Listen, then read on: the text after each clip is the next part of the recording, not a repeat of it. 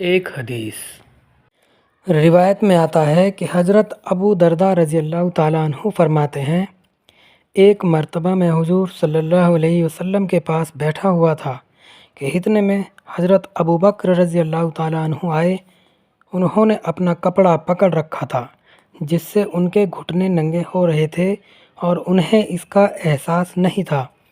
انہیں دیکھ کر حضور صلی اللہ علیہ وسلم نے فرمایا، تمہارے یہ ساتھی جھگڑ کر آ رہے ہیں۔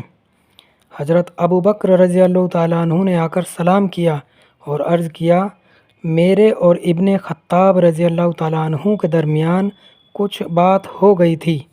جلدی میں ان کو نامناسب بات کہہ بیٹھا، لیکن پھر مجھے شرمندگی ہوئی جس پر میں نے ان سے معافی مانگی، لیکن انہوں نے معاف کرنے سے انکار کر دیا، تو میں آپ کی خدمت میں حاضر ہو گیا ہوں، اب آپ جیسے فرمائیں۔ حضور صلی اللہ علیہ وسلم نے فرمایا، اے ابو بکر، اللہ تمہیں معاف فرمائے۔ ادھر کچھ دیر کے بعد حضرت عمر رضی اللہ تعالیٰ عنہ کو شرمندگی ہوئی، تو انہوں نے حضرت ابو بکر کے گھر آ کر پوچھا، کیا یہاں ابو بکر ہیں؟ گھر والوں نے کہا نہیں ہیں، تو وہ بھی حضور صلی اللہ علیہ وسلم کی خدمت میں آ گئے۔ انہیں دیکھ کر حضور صلی اللہ علیہ وسلم کا چہرہ غصے کی وجہ سے بدلنے لگا، جس سے حضرت ابو بکر ڈر گئے اور انہوں نے گھٹنوں کے بل بیٹھ کر 2 دفعہ عرض کیا، اے اللہ کے رسول، اللہ کی قسم قصور میرا زیادہ ہے۔ پھر حضور نے فرمایا، اللہ نے مجھے تم لوگوں کی طرف رسول بنا کر بھیجا تھا، تو تم سب نے کہا تھا تم غلط کہتے ہو، لیکن اس وقت ابو بکر نے کہا تھا کہ آپ ٹھیک کہتے ہیں، اور انہوں نے اپنے جان اور مال کے ساتھ میرے ساتھ غمخواری کی۔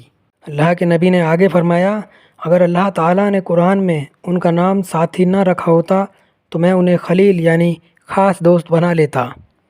غور سے سنو، مسجد نبوی کی طرف کھلنے والی ہر کھڑکی بند کر دو، لیکن ابو بکر کی طرف کھلنے والی کھڑکی کو کھلا رہنے دو۔ حضور صلی اللہ علیہ وسلم نے فرمایا، اے عمر، تم سے تمہارا بھائی استغفار کا مطالبہ کر رہا ہے اور تم اس کے لیے استغفار نہیں کر رہے، یہ کیا بات ہے؟ حضرت عمر رضی اللہ تعالیٰ عنہ نے کہا، اس ذات کی قسم جس نے آپ کو حق دے کر نبی بنا کر بھیجا ہے، جتنی بار استغفار کا مطالبہ کرتے رہے، میں ہر دفعہ چپکے سے ان کے لیے استغفار کرتا تھا، اور آپ کے بعد اللہ کی مخلوق میں مجھے ان سے زیادہ محبوب کوئی نہیں۔ اس کے بعد حضرت ابو بکر رضی اللہ تعالیٰ عنہ نے کہا کہ اس ذات کی قسم جس نے آپ کو حق دے کر بھیجا ہے، آپ کے بعد مجھے بھی ان سے زیادہ محبوب کوئی نہیں ہے۔